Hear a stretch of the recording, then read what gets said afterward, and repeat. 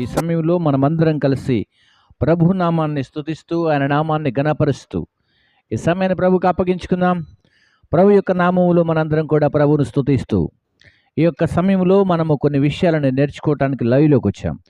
But మనందరం కలిసి ప్రభు నామాన్ని స్తుతిస్తూ ఈ సమయంలో మనందరం కలిసి ఒక అద్భుతమైన విషయాన్ని నేర్చుకోబోతున్నాం.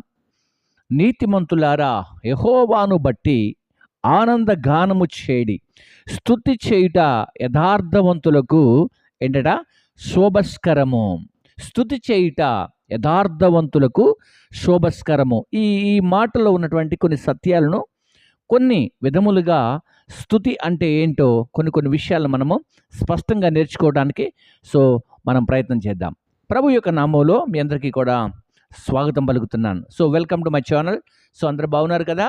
మీరందరూ బాగుండాలి. అంతేకాకుండా మీరు చేస్తున్నటువంటి పని, మీరు చేస్తున్న ఉద్యోగము, మీరు చదువుకుంటున్న చదువు, మీ కుటుంబంలో ఉన్నటువంటి ప్రతి సమస్యలు కూడా వెళ్ళిపోవాలి.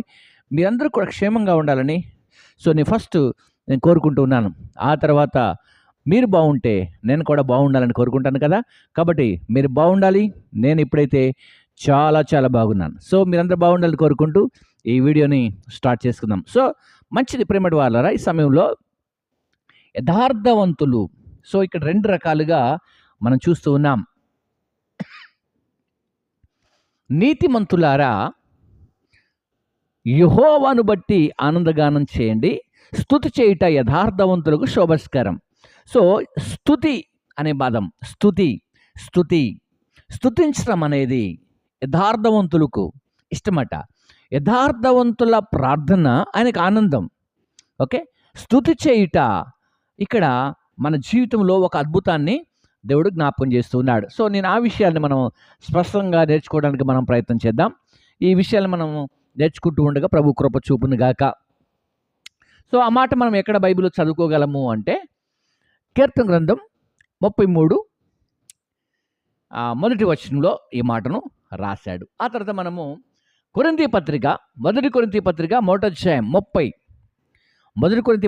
1వ అధ్యాయం 30 వచనంలో ఈ మాట చదువుకుందాం. అయితే ఆయన మూలముగా మీరు క్రీస్తు యేసునందున్నారు, అతిశయించువాడు ప్రభువునందే అతిశయించవలెనని రాయబడి ఉన్నది. నెరవేరునట్లు దేవుని మూలముగా ఆయన మనకు జ్ఞానమును, నీతియు, పరిశుద్ధతయు, విమోచనము అయ్యను.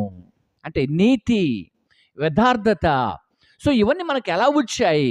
హౌ ఇట్ ఈస్ పాసిబుల్ అంటే దేవుడు మనకు కలుగు చేశాడు. మనం యథార్థవంతులుగా బ్రతుకున్నట్లు మనలను ఆయన కలుగు చేశాడు. నీతిమంతులుగా బ్రతుకున్నట్లు ఆయన మనల్ని కలుగు చేశాడు.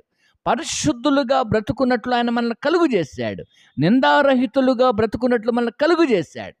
ఆయన కృప నిత్యము నిరంతరం కూడా మనకు ఏం బోధ చేస్తుందంటే, మీరు ఇలాగే ఉండండి, నీతిమంతులుగా ఉండి స్తుతి చెల్లించుట వలన శోభస్కరము అని ఇక్కడ ఈ మాటను మనకు వివరిస్తున్నాడు.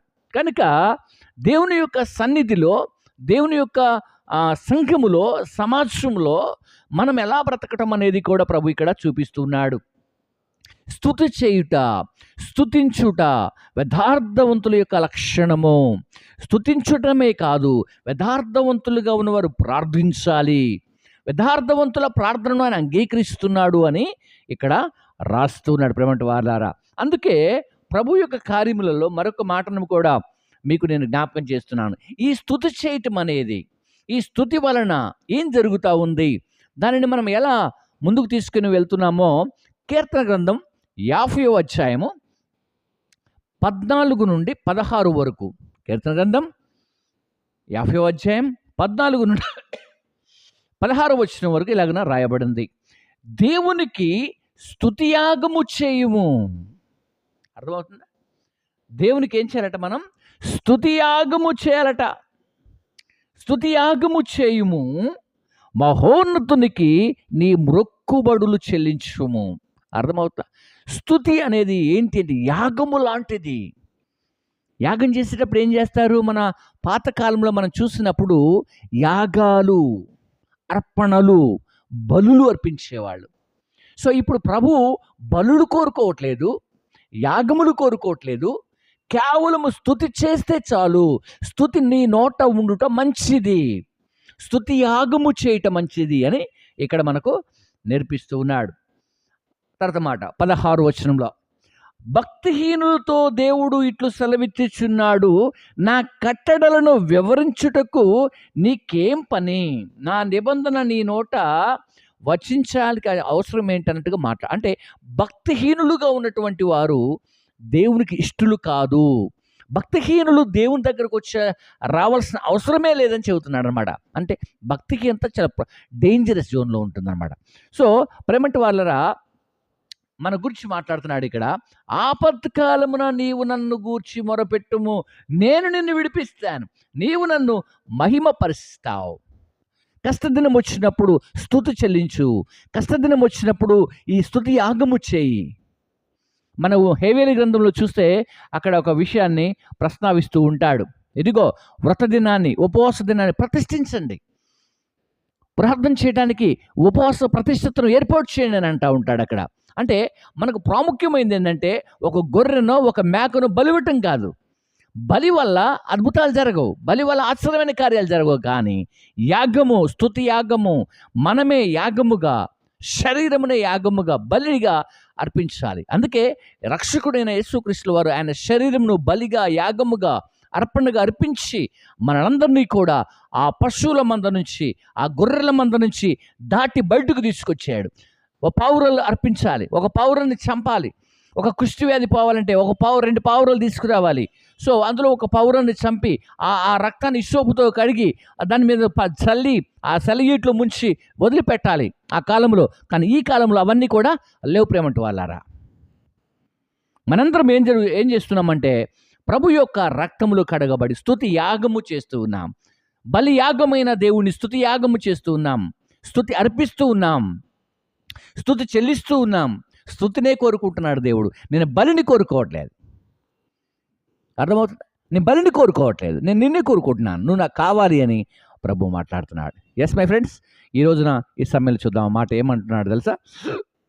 మరొక మాట చెప్పి నేను మిమ్మల్ని ముగిస్తాను.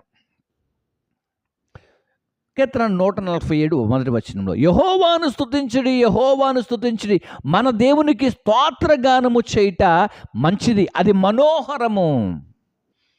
స్తోత్రము చేయుట మనోహరము చెబుతున్నాడు. ఒప్పుకున్నాం మనం. కాబట్టి ఈ సమయంలో మీరు అలా ఉండాలని కోరుకుంటున్నాను.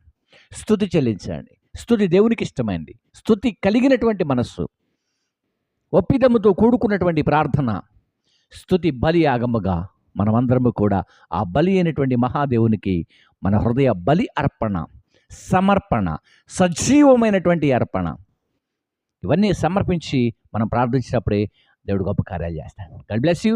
అందరికీ కూడా శుభాలు కలుగును గాక. మీ అందరూ ఈ వాక్యం ద్వారా బలపరచబడినట్టయితే మీ అందరికీ కూడా సో ఈ యొక్క ఛానల్ని బలపరచండి. God bless you. అందరికీ వందనాలు, శుభాలు. మీ అందరికీ దైవదీవెన.